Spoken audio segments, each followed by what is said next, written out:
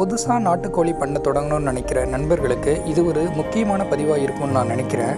நாட்டுக்கோழி பண்ண தொடங்கணும்னு நினைக்கிற நண்பர்கள் முதல்ல கேட்குறது, இந்த குஞ்சுகள் தாய்க்கோழி மூலியமாக அடை வச்சு பொரிச்சிங்களா இல்லை இங்குபெட்டர் வழியாக பொரிச்சிங்களா அப்படின்னு சொல்லிட்டு கேள்வி தான் முதல் கேள்வியாக கேட்குறாங்க. புதுசாக நாட்டுக்கோழி பண்ண தொடங்கணும்னு நினைக்கிற நண்பர்கள் இந்த விஷயத்தை கட்டாயமாக தெரிஞ்சுக்கங்க.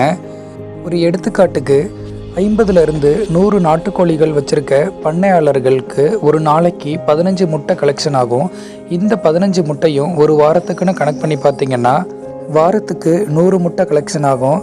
நம்ம இங்குபெட்டரில் வைக்கிற மாதிரி இருந்தாலும் சரி, தாய்க்கோழிக்கிட்ட வைக்கிற மாதிரி இருந்தாலும் சரி, ஒரு வாரத்து முட்டைகளாக தேர்ந்தெடுத்து வைக்கும்போது தான் அதோட பொரிப்பு திறன் நல்லா இருக்கும். அதனால் முதல் வாரத்தில் நம்ம வைக்கிற முட்டைகளை நம்ம இங்குபெட்டரில் வச்சிடணும். அதுக்கப்புறம் பொரிக்கிற முட்டைகளை நம்ம தாய்க்கோழியோட வச்சுக்கலாம்.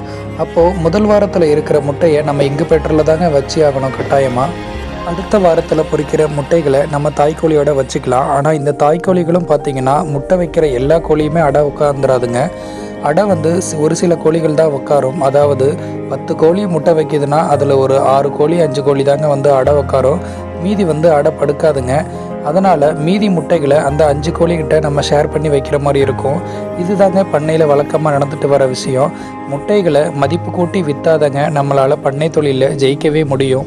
நம்மளுடைய வாடிக்கையாளர்கள் ஒரு விஷயத்தை நல்லா புரிஞ்சுக்கங்க. தாய்க்கோழி மூலியமாக அடை வச்சு பொரிக்கிற கோழி குஞ்சியாக இருக்கட்டும், இங்குபெட்டர் மூலியமாக பொரிக்கிற கோழி குஞ்சியாக இருக்கட்டும், இது ரெண்டுக்கும் ஒரே ஒரு விஷயந்தாங்க பொதுவாக இருக்குது. என்னென்னு பார்த்தீங்கன்னா ஹீட்டு.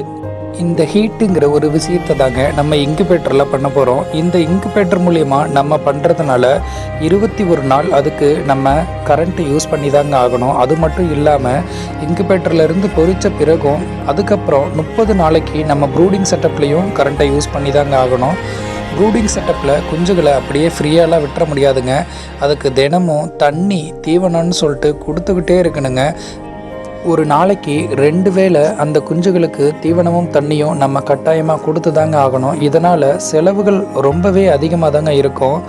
நம்ம தாய்க்கோழி மூலியமாக பொரிக்கிற கோழிகளுக்கு இவ்வளவு செலவுகள்லாம் கிடையாதுங்க. ஆனால் இங்குபெட்டர் வித் ப்ரூடிங்கில் பொரிக்கும்போது செலவுகள் கொஞ்சம் நிறையவே இருக்குங்க.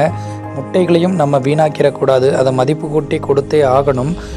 இந்த தாய்க்கோழி மூலியமாக பொரிக்கிற குஞ்சுகளுக்கும் இங்குபெட்டர் மூலியமாக பொரிக்கிற குஞ்சுகளுக்கும் ஒரே ஒரு வித்தியாசம் இருக்குங்க. அது என்னென்னு பார்த்தீங்கன்னா, தாய்க்கோழி மூலியமாக பொரிக்கிற குஞ்சு தாயோடு சேர்ந்து 2வது 3வது நாளே மேய்ச்சலுக்கு வெளியே போயிருங்க. ஆனால் இங்குபெட்டரில் பொரித்த குஞ்சுகளை நம்மளால் அப்படி அனுப்ப முடியாது.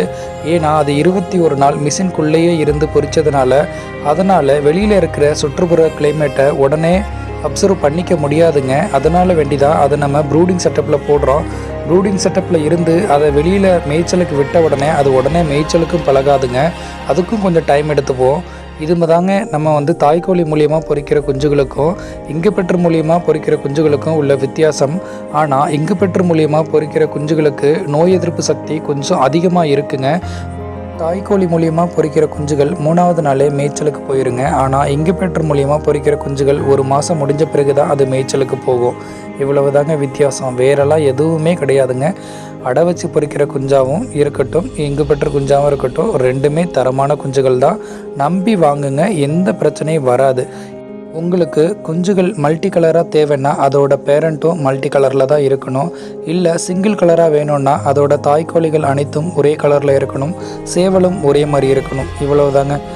இதை மட்டும் தெளிவாக பார்த்து உங்கள் பண்ணைக்கு உங்களுக்கு தகுந்த மாதிரி குஞ்சுகளை தேர்ந்தெடுத்து நீங்கள் வளர்த்துக்குங்க நண்பர்களே. இந்த பதிவில் நம்ம சொல்ல வந்த விஷயம் இவ்வளவு தான். மீண்டும் ஒரு முக்கியமான பதிவோடு நம்ம அடுத்த வீடியோவில் சந்திப்போம். நன்றி நண்பர்களே.